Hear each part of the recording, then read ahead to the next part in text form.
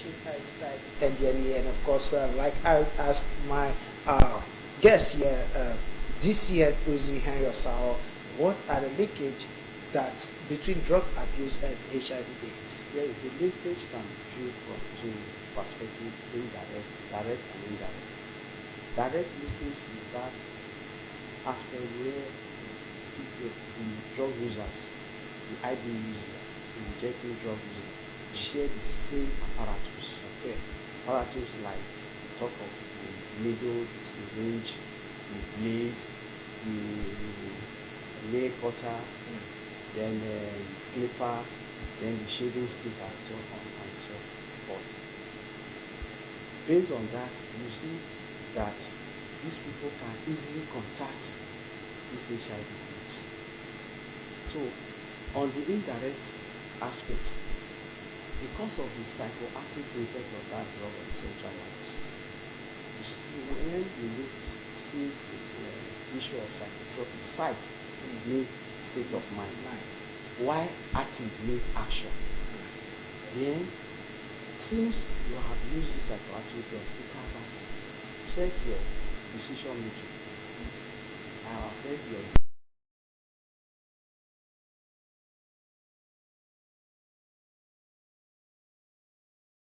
payment. That is successful at the first time.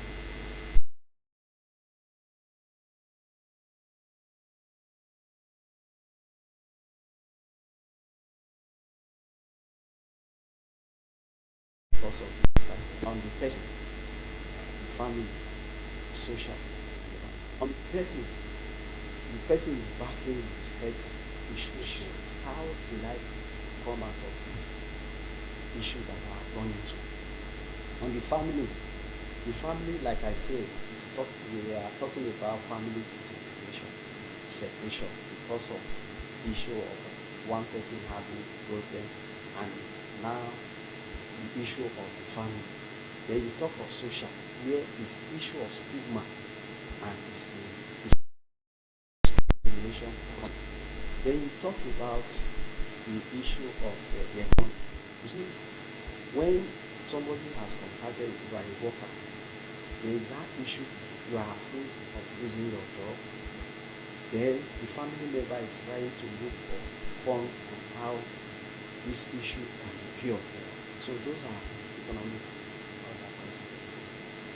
All right, indeed, you're still watching inside the Ndlea, and of course, we'll be right back after this break.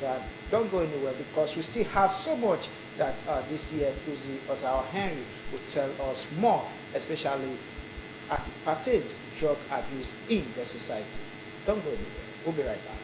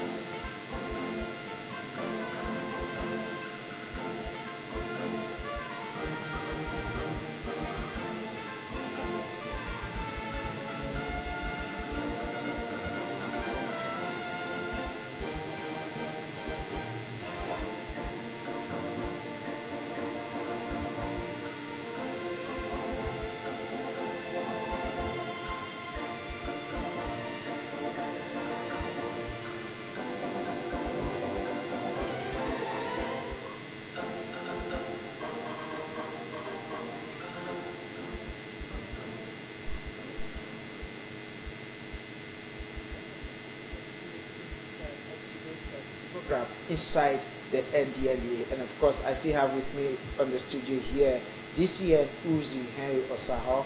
He is a deputy commander drug demand reduction department, National Drug Law Enforcement Agency, Ndlea, Delta State Command. And of course, we are discussing drug abuse in the society. A lot have been said from the definition of drug abuse, and of course, to the effects of drug abuse, and of course, what the correlation.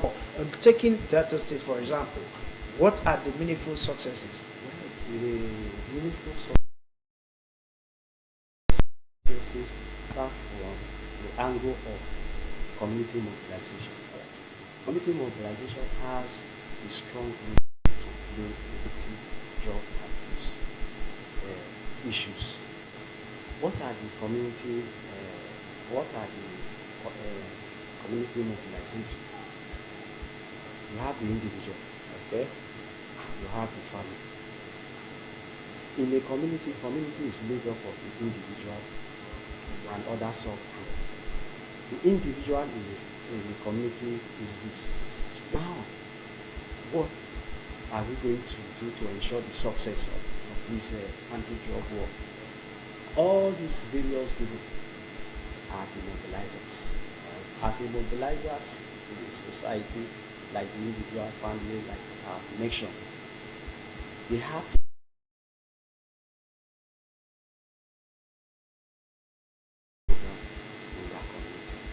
the family, which is the hardest hit of this problem, has a role to play value to the children. The religious organization, what are their after moral persuasion? They need other after their religious issue.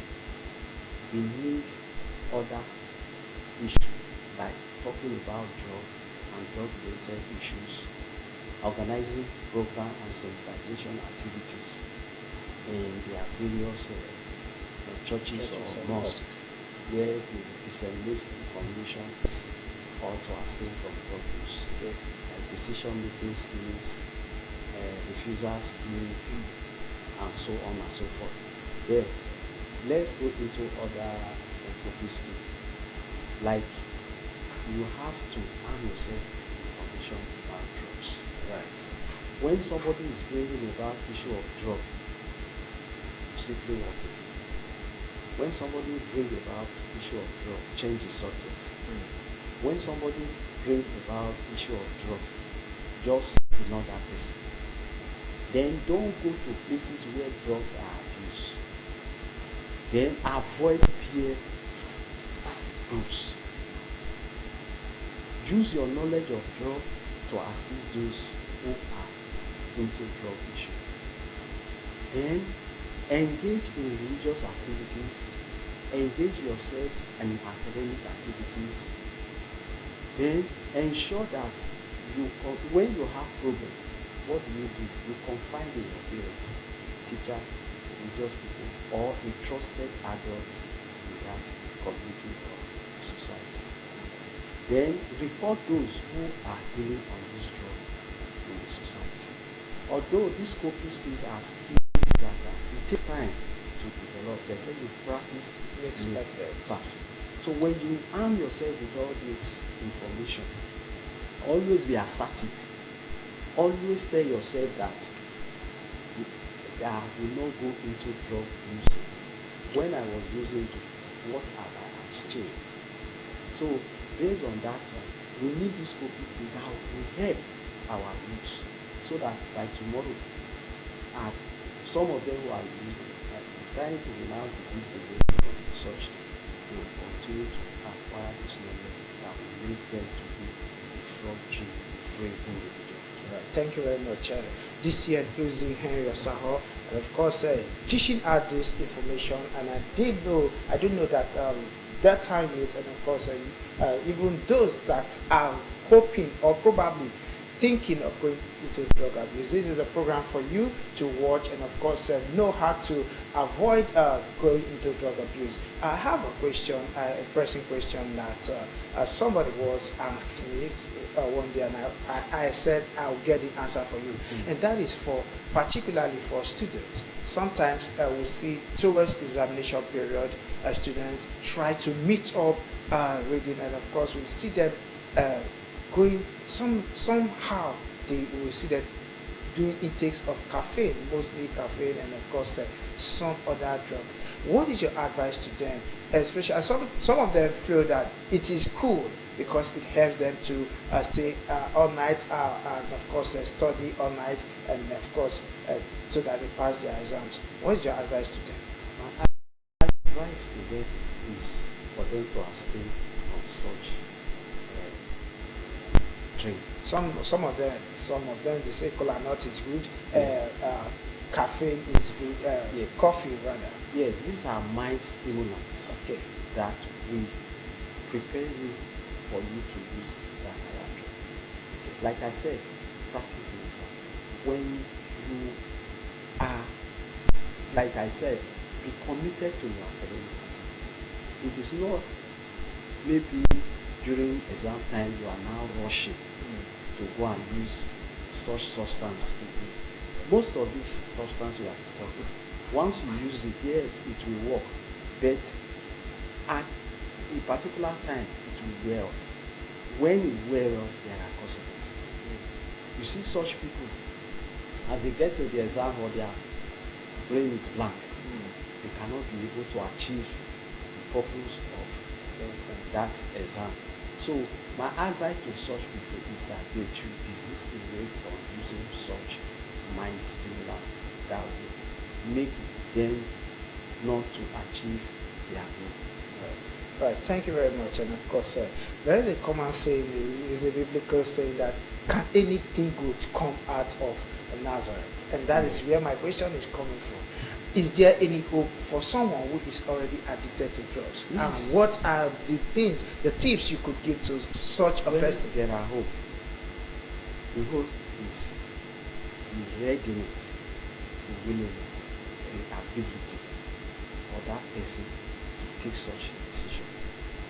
Because once such decision is taken and you are in a place where you have to undergo a psychosocial therapy, you see that at that level where you are, you don't have access to this substance. You don't have the access to the environment. You don't have access to money. Then you are just there to undergo counseling, rehabilitation, and care. So once you are in that category, there is hope that this is something that is a medical issue that can also be solved. If you look at this year team, he said breaking the chain, prevention, treatment, and recovery for all. So there is hope for those who are using this drug so that they will now overcome their drug challenges or addiction problem. Okay, when I want to ask you this question. When someone comes to your facility for rehabilitation, do you protect that person, or you let people know that this person is under drug abuse and want to rehabilitate it? What are they? Do you actually protect that person so that people will not know much about the person? What do you do? You see, the world today we've known the issue of stigma on those who use these drugs. Okay. These are people that have mental issues.